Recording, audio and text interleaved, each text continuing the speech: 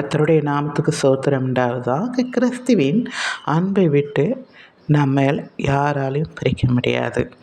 உண்மையாலுமே தேவன் நம்மை தேர்ந்தெடுத்து நாம் அவருடைய பிள்ளைகளாய் முற்றிலுமாய் மாறும்போது நம்மை யாராலும் எதுவும் நம்மை பிரிக்க முடியாது.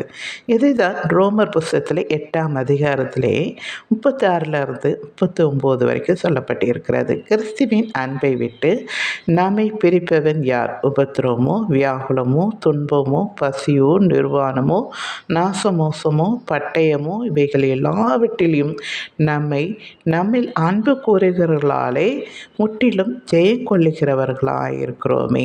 மரணமானாலும் ஜீவனானாலும் தேவதூதர்களானாலும் அதிகாரங்களானாலும் வல்லமைகளானாலும் நிகழ்காரியங்களானாலும் வருங்காரியங்களானாலும் உயர்வானாலும் தாழ்வானாலும் வேறு எந்த சிருஷ்டியானாலும் நம்முடைய கர்த்தராகிய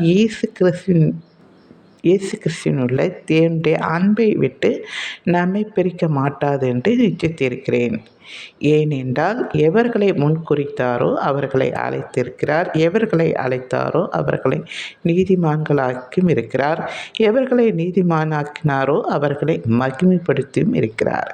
எனக்கு அன்பானவர்களே, தேவன் ரட்சிப்பு அவருடையது என்று சொல்லுகிறார். நாம் அவர் மூலமாய் ரட்சிக்கப்பட்டிருக்கிறதுனாலே நம்மை பிரிக்க முடியாது. தேவன் நம்மை தேர்ந்தெடுத்திருக்கிறார். எவ்வளோ பெரிய துன்பமானாலும் ஒரு பசி நிலையில் வந்தாலும் நாம் அவரை விட்டு பிரிய மாட்டோம். அவரை என்ன செய்ய மாட்டோம்? இது பண்ண மாட்டோம். என்ன சொல்வது? அவரை வெறுக்க மாட்டோம் இல்லையா? இன்னொன்று, உயர்வானாலும் எவ்வளோ பெரிய பணக்காரனாலும் தாழ்ந்த நிலையில் ரொம்ப ஏழ்மை போனாலும் நம்ம என்ன செய்ய மாட்டோம்? ஆண்டவர் பிரிய மாட்டோம். அவர் நமக்குள்ளே இருக்கிறார், நாம் அவருக்குள்ளே இருக்கிறோம். அதான் ஒரு நான் திராட்சை செடி, நீங்கள் கொடிகள், நீங்கள் என்னில் நிலைத்திருந்தப்போ மிகுந்த கனிகளை கொடுப்பீங்க அப்படின்ட்டு இருக்கு இல்லையா?